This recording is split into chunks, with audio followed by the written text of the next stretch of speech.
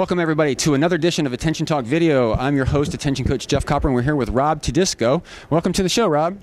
Thank you for having me, Jeff. We're talking about some more little tips for that transition to college that the student and the parent might not think of. And one of the things that is kind of a big deal, that I don't know if it's organizational or time management, but I think it's very real. And when your student goes off to college, they are responsible for waking themselves up. I mean, think about that. It sounds so simple, but it can be so hard. Yes, it is. And I'm often told by parents that, you know, he'd never get to school or she'd never get to school if I didn't drag them out of bed in the morning. And the real thing to understand is many of these kids go off to school and they're out on their own. And they're not living necessarily by themselves. They've got a roommate or something, and they may have very, very different schedules. It's not like high school where everybody gets up and checks in at the same time. It's up to them to make it to their classes. And if they're not there, what happens? If they're missing material, it's a great way to start off on the very wrong foot.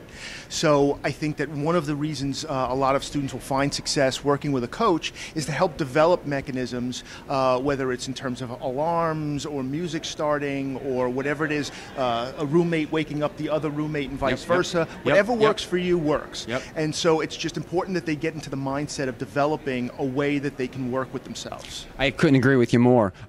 Even little structures like the 2 alarm clocks, one next to the bed, one across the room, so you have to get into a shoe, or that notion of putting your, like if you're on medications, you put them next to the bed with a glass of water and the alarm goes off, you take it and then snooze, and then at some point they can't sleep. But these are little things that you don't necessarily think about.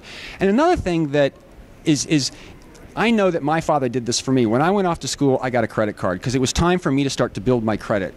And we had to co-sign the card because they wanted somebody responsible. But if your student goes off, it is time to start teaching them some financial independence, and you're actually at the beginning of determining your credit. And not managing money could create some issues on your credit rating. Thoughts? Yeah, it's important because what happens is the notion of credit itself is that you don't need tangible cash money in order to make a purchase.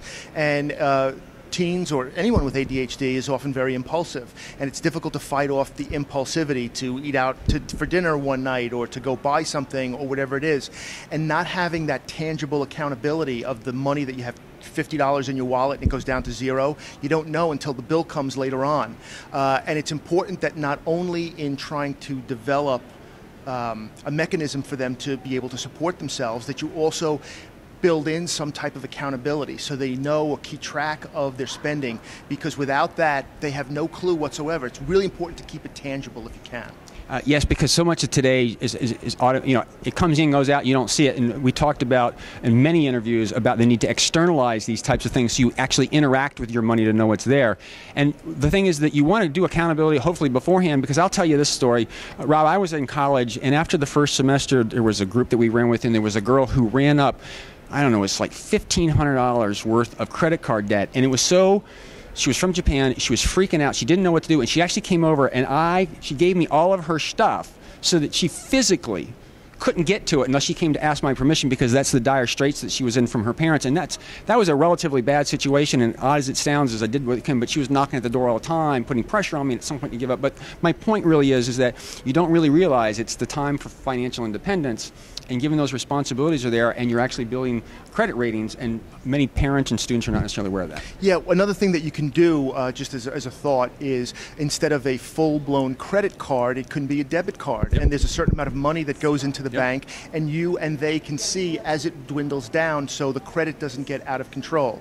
Because most people with ADHD often feel as if they have to kind of dig out of a hole, and a credit is just that type of hole.